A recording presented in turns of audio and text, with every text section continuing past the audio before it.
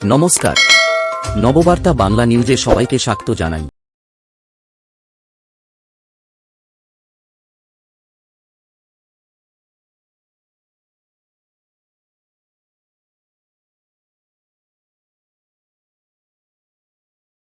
এই নিয়েই আজকের প্রতিবেদন। তার আগে প্রতিদিন সঠিক খবর নিয়মিত শোনার জন্য সাবস্ক্রাইব করুন নববার্তা ইউটিউব চ্যানেলটিকে। ফিরে আসছি বিস্তারিত প্রতিবেদনে। স্কুল সার্ভিস কমিশনের চাকরি না পেয়ে হাইকোর্টে মামলা করেছিলেন একাধিক প্রার্থী।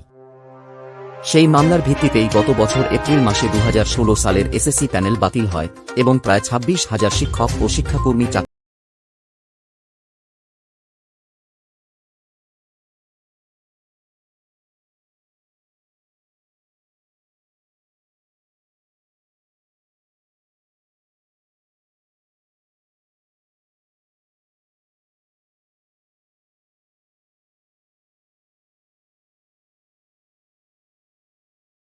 এর নামই রয়েছে সিবিআই এর দেওয়া দাগি তালিকায়।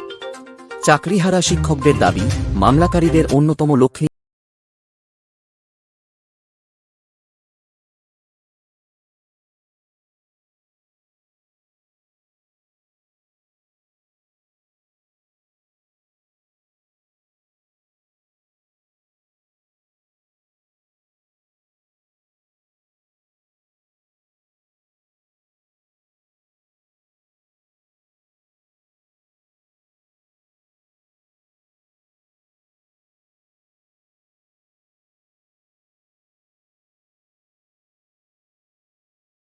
স্কুল সার্ভিস কমিশন যে তালিকা প্রকাশ করেছে, সেখানে 2016 সালের প্যানেলে নাম থাকলেও যারা চাকরি পাননি অর্থাৎ ওয়েটিং লিস্টে থাকা প্রার্থীদের বিস্তারিত তথ্য রয়েছে।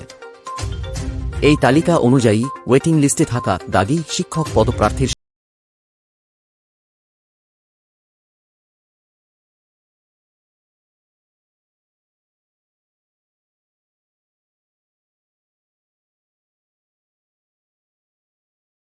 প্রার্থীর নাম, রোল নম্বর, বাবার নাম এবং বিষয় সংক্রান্ত বিস্তারিত তথ্য উল্লেখ রয়েছে।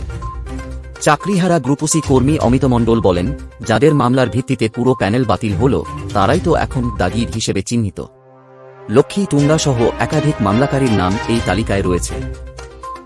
উল্লেখ্য, এর আগেও স্কুল সার্ভিস কমিশন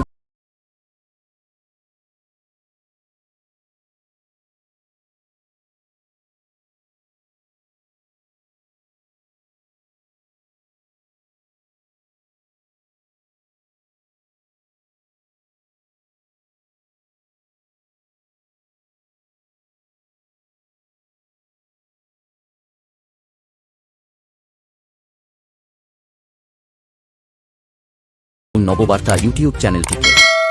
সবাইকে সাথে থাকার জন্য ধন্যবাদ।